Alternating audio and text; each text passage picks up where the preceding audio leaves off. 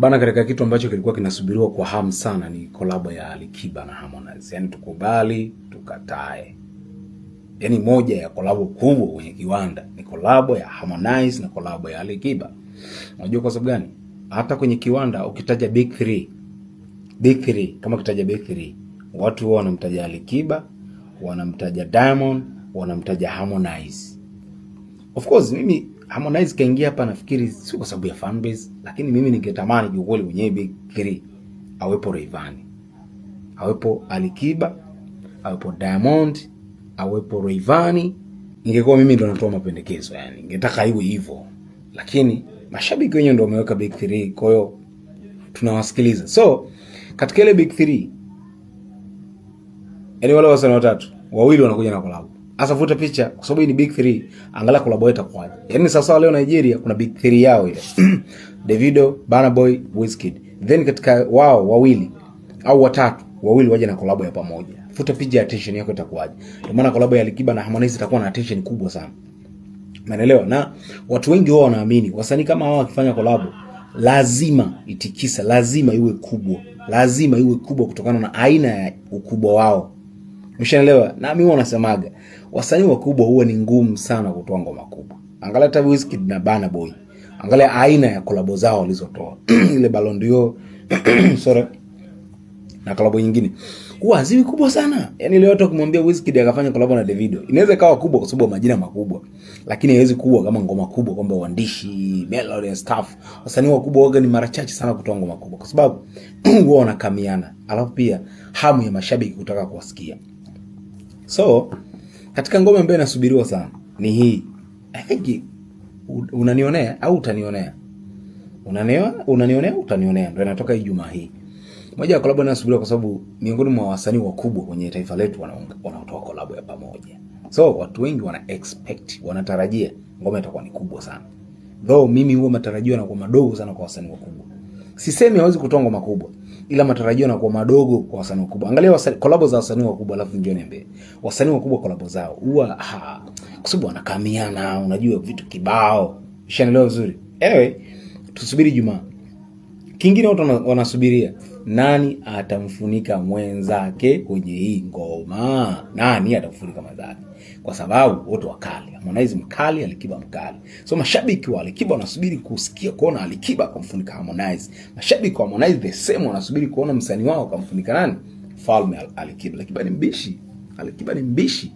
So kiukweli ni moja ya collab ambayo nayo inasubiriwa, na nafikiri wametoa taarifa kubwa sana kwenye kiwanda. Yaani ukisikia habari kubwa kwenye kiwanda, moja wapo ni collab ya Alikiba na Harmonize. Mimi niseme jambo moja kuhusu Alikiba. Alikiba atawasumbua sana generation hii. Sana. Unajua kwa sababu gani? Alikiba ameanza muziki nafikiri 2003, 2004, 2005, miaka back in days. Lakini still mpaka leo anavutia kwenye biashara ya muziki kwa generation hii.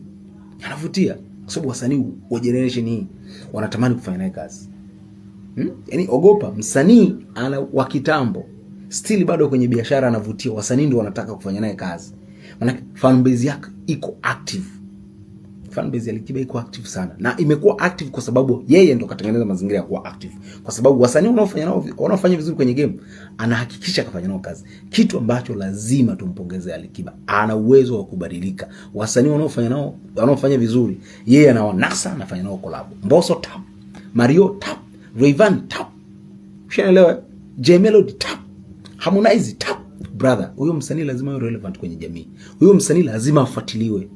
Akili hiyo sio wasanii wote wanaweza, kwa sababu wale wasanii wanafanya vizuri kwenye generation husika, then wao wanafanya nao kazi. Nandi chap. Maana yake ni kwamba wale mashabiki wa Gen Z ambao wanawafuatilia wale wasanii wa kizazi hiki tayari wanaanza kumfuatilia na Alikiba, na ndio maana anakuwa kila siku anazalisha mashabiki wapya, kwa sababu yeye amekubali kufanya kazi na hawa generation, amekubali kubadilika. Not easy brother. Ndio maana nikasema ataendelea kuwasumbua sana, kwa sababu yeye anatumia akili kucheza na hizi generation. Ndio maana mpaka leo Alikiba anakuwa na nguvu kwa vijana.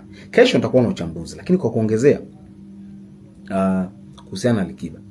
Alikiba mwaka huu kakimbiza mzee. Mwaka huu Alikiba kakimbiza sana. Yaani mwaka huu Alikiba kakimbiza mzee wangu. Trust me. hii finally imekuja kumfungulia Alikiba vitu vingi sana. Yaani sasa ukitaja wasanii watatu top Tanzania, Alikiba yupo aidha wa pili, wa kwanza au wa tatu. Wasanii top Tanzania.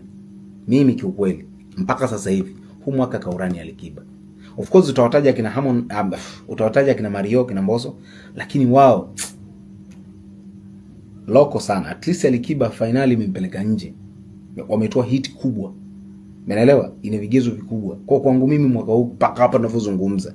Mwaka hujaisha lakini paka hapa tunavyozungumza. Alikiba mbishi kwenye game mzee. Nafikiri nao watu wanaanza kuelewa kwa nini Alikiba hawezi kushuka kwenye game.